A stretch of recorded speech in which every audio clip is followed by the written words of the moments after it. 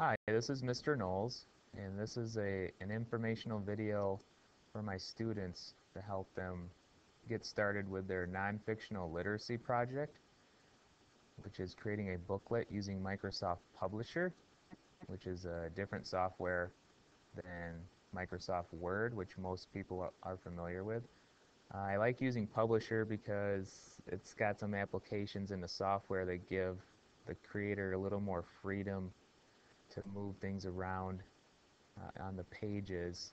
And I also think once you understand how to use it, it's a little easier than Word. It gives you a lot more flexibility and freedom to do some different things, especially creating little books or brochures, things of that nature.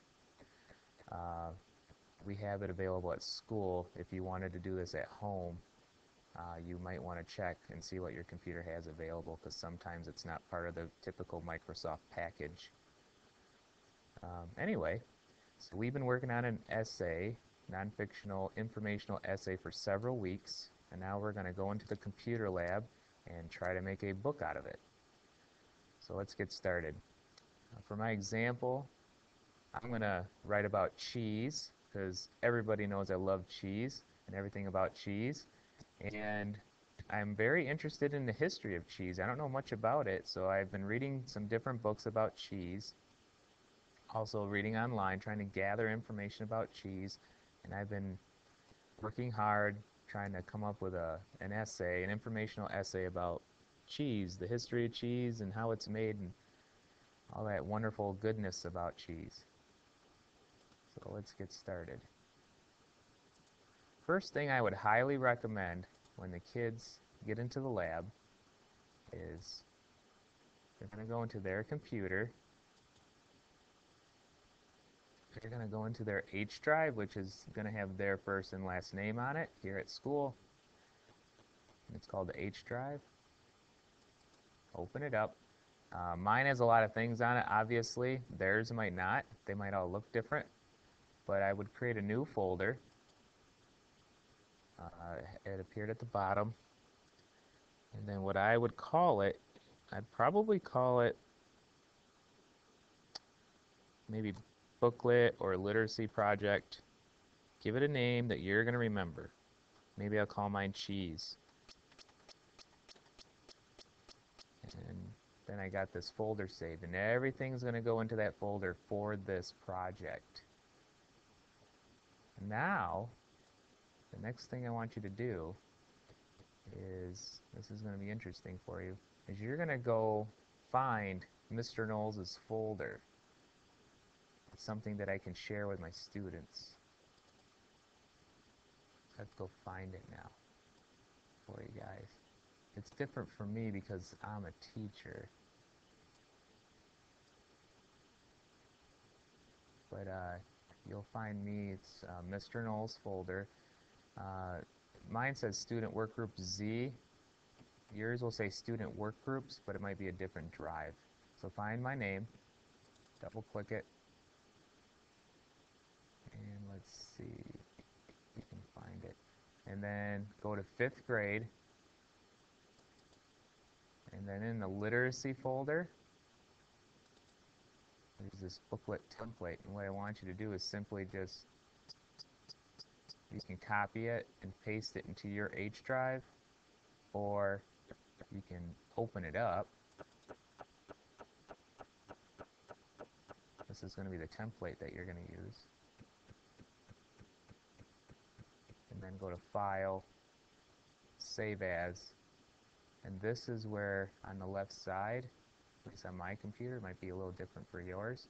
Find your name in your H drive. Find that folder you made. Mine's titled Cheese.